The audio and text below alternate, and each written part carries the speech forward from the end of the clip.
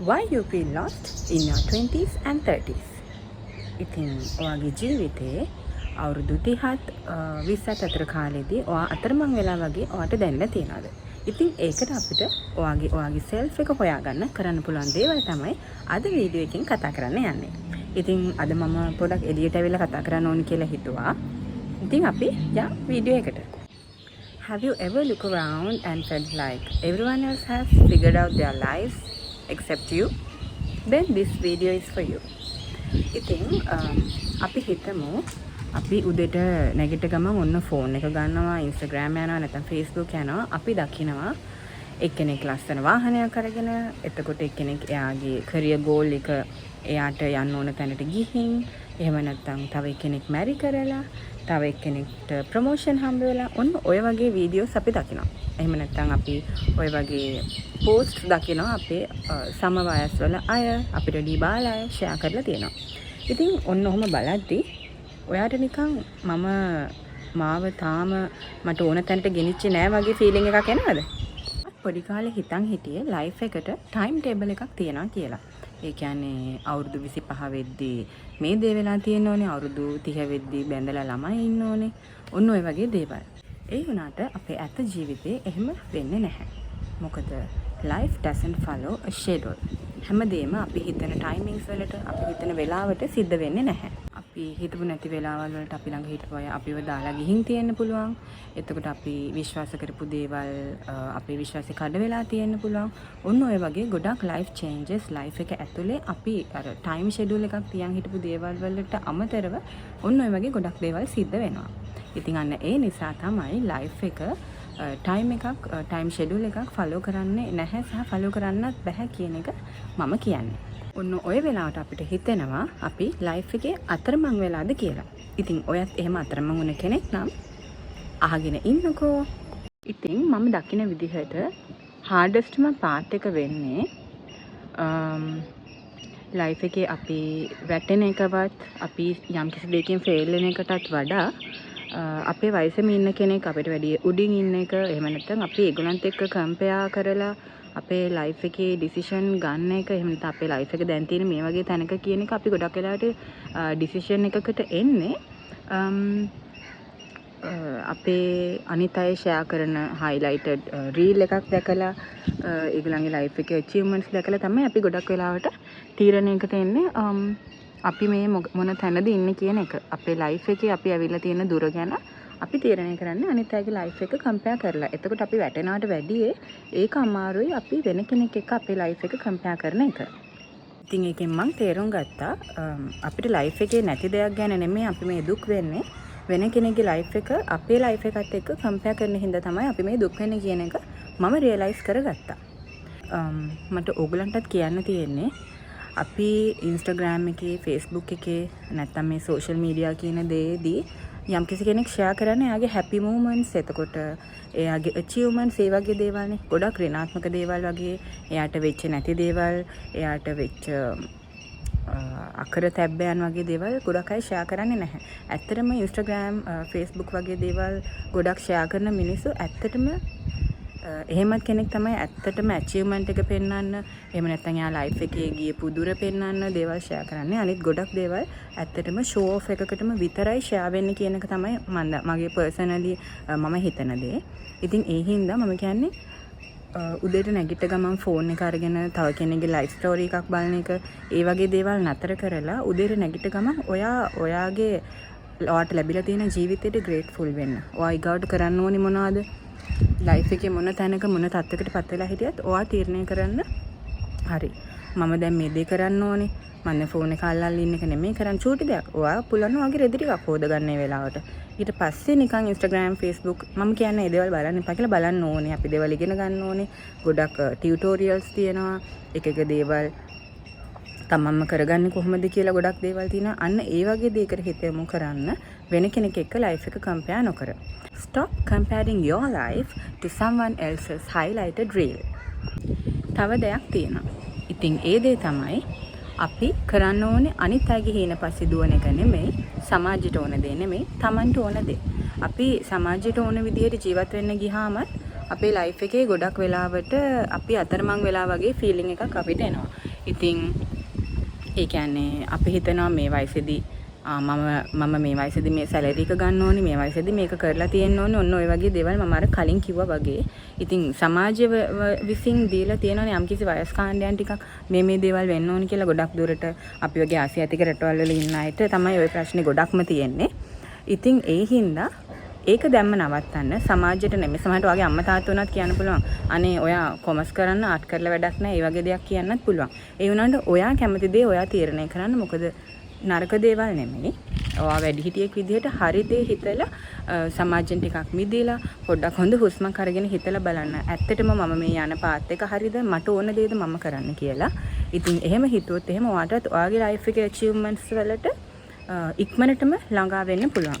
ඉතින් ඒ හින්දා හැම වෙලේම අනිත් අයගේ හීන පස්සේ යන්නේ නැතුව ඔයාගේ හීන පස්සේ ගිහින් ඔයාගේ achievement වලට ගිහින් ඔයාගේ ලයිෆ් එක ජයග්‍රහණය කරන්න. එතකොට ඔයාට තේරෙයි ඔයා කිසිම තැනකදී අතරමං වෙලා නැහැ කියලා.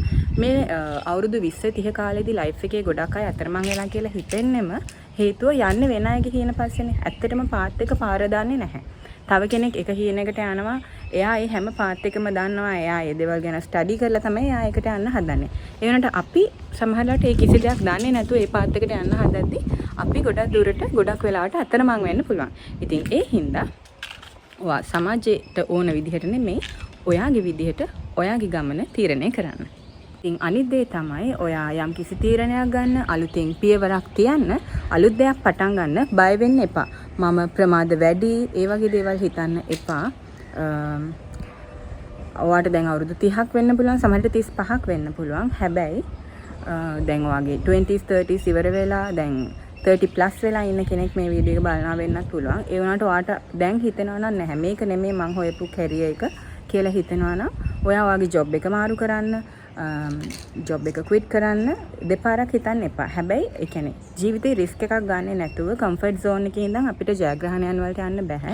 ඉතින් කිසිම තැනක තමන්ව විශ්වාස කරලා ආත්මාභිමානයකින් යුතුව self confidence එකක් තියාගෙන ඔයාගේ තීරණය ගන්න. අනිත් අය ගැන ඒ කියන්නේ අනිත් අය ගැන හිතන්න ඕනේ අපි. නමුත් ඔයාගේ ලයිෆ්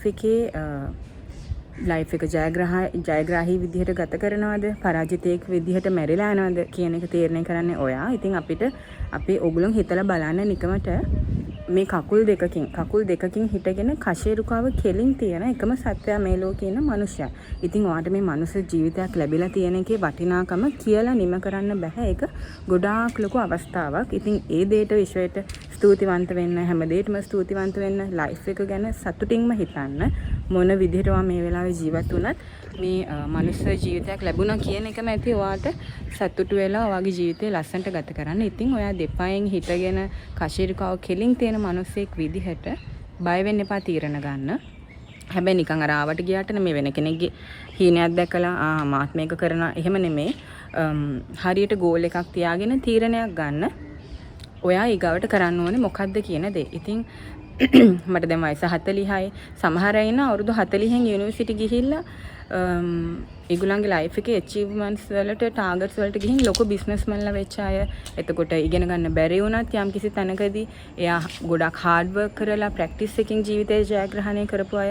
අනික අද දැන් තියෙන දේවලුත් එක්ක ගොඩාක් ඔපචුනිටිස් තියෙනවා මිනිස්සුන්ට. මුකුත්ම කරන්න බැරි නම් සින්දුවක් කියලා හරි ලයිෆ් එක ජයග්‍රහණය කරපුවා ඔයගොල්ලෝ දැකලා ඇති. ඉතින් මේ හැමදේම ඇත්තටම ජයග්‍රහණයක්. ඒ හින්දා ඔයාට කැමති දේ කරන්න. කිසිම තැනක මම පරක්කු වැඩි, මට දැන් වයස වැඩි කියන එක හිතන්න එපා. මොකද ජීවිතේ ජයග්‍රහණය කරන්න, ජීවිතේ තීරණ ගන්න, ජීවිතේ හරි මඟකට යොමු කරන්න වයස ප්‍රශ්නයක්ම නෙමෙයි. සහ ඒකට වෙලාවක් කියලා දෙයක් නැහැ. අද තමයි මේ මොහොත තමයි හොඳම වෙලාව කියලා ඔයා හැම වෙලේම හිතන්න. So starting over is not failure, it's courage. ඉතින් මට තේරුණු තව දෙයක් තමයි ජීවිතේ අපි එක රැයකින් ජයග්‍රහණය කරන්නත් බෑ.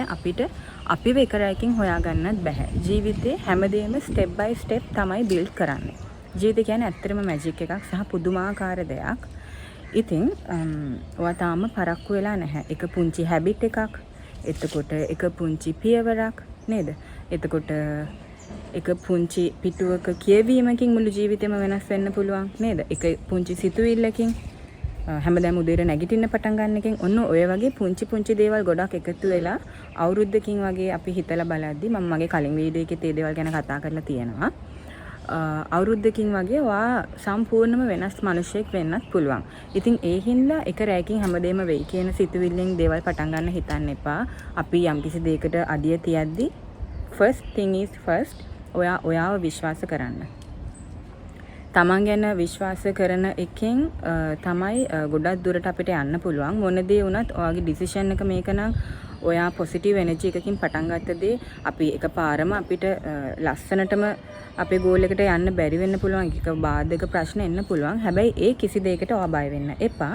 ඒ හැමදේම මඟ හරවගෙන ලස්සනට යන්න. අර කතාවක් තියෙනවානේ අපේ සිංහලයන්ගේ මේ ගඟක් උනත් ගලන්නේ ගල් පරවල ගල් ගොඩලිවල හැපිලා ලස්සනට ගලාගෙන යද්දි කියලා. නැත්තම් අර කිසිම ලස්සනක් නැහැනේ, කිසිම දෙයක ඒකාකාරීනේ. ඉතින් ඒ හින්දා හැම ප්‍රශ්නයක්ම ජීවිතේට එන ඕනම දෙයක් පොසිටිව් විදිහට අරගන්න. කිසිම දෙයකදී මොන ප්‍රශ්නයක් ආවත් ඔයා යම්කිසි ගෝල් එකකින් යම්කිසි දෙයක් පටන් ගත්තා නම් ඒ ගෝල් එක අමතක කරන්නේ නැතුව ලස්සනට ගලාගෙන යන්න. අමතක කරන්න එපා. ඔයා අද කරන පුංචි වෙනසක් හෙට ලොකු වෙනසක්, ලොකු වෙනස් මිනිහෙක් බිහි කරන්න පුළුවන්.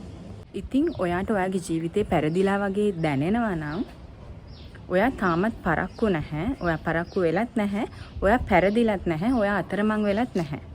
තාම ඔයා ග්‍රෝ වෙන ගමන් තමයි ඉන්නේ. ඉතින් මේ වීඩියෝ එක ඔයාට බලන්න හිතුනේත් මේ වීඩියෝ එක ඔයාට සජෙස්ට් උනේත් ඒ ගමනේ යම්කිසි ආරම්භයක් විදිහට වෙන්න උනත් පුළුවන්. ඒ හින්දා ජීවිතේ ග්‍රෝ වෙන ගමන් ඉද්දී ටික ප්‍රශ්න එන්න පුළුවන්. ඒ හින්දා ඔයා කිසිම තැනකදී හිතන්න එපා මම ප්‍රමාදයි, මම පරක්කුයි, මට දැන් බැහැයි කියලා.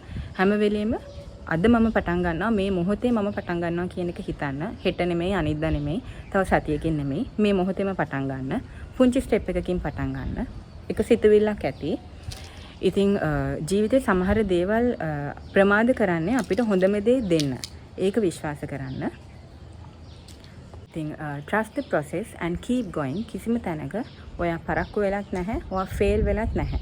අදම ජීවිතේ ලස්සනට ගෙවන්න, ඔයාගේ ගෝල්ස් වලට යන්න පටන් ගන්න. ජීවිතේ ඔයාව චුට්ටක් හරි පරක්කු කරනවා නම් පරක්කු කරන්නේ ඔයා එහෙම නැත්නම් පොඩ්ඩක් මන්දගාමී කරන්නේ ඔයාට හරිම පාර පෙන්වන්න ඕන නිසා. ඔයාගේ කතාව තාම ඉවර නැහැ. දැන් උනත් ඔයාගේ කතාව, ඔයාගේ chapter එක වෙනස් විදිහට ලියන්න පටන් ගන්න, වෙනස් විදිහට වෙනස් කරගන්න හැකියාව තියෙන ඔයාටම තමයි. ඉතින් මම ඔයාලා හැමෝටම විශ් කරනවා. ඉතින් ලස්සන chapters ජීවිතේ ලියන්න, ලස්සන පිටුවක් පෙරලන්න, ඔයාලගේ goals වලට යන්න. දැනටමත් goals වලට ගිහිල්ලා ඉන්න අයට තව හීන තියෙන්න පුළුවන්. ඒ හීන වලට වැඩ කරන්න. ජීවිතේ ලස්සනට ගත කරන්න. කිසිම තැනකදී අතරමං වෙන්න එපා. එහෙම ෆීලිං එකක් එන තැනදී හිතන්න හරි. හොඳ හුස්මක් ගන්න. අවශ්‍ය දේ හිතලා අවශ්‍ය විදිහට වැඩ කරන්න. තමන්ගේ හෘද සාක්ෂියට එකඟව හොඳ මිනිහෙක් විදිහට. ඉතින් මම හිතනවා මේ වීඩියෝ එක ඔයාලට වැදගත් වෙන්න ඇති කියලා.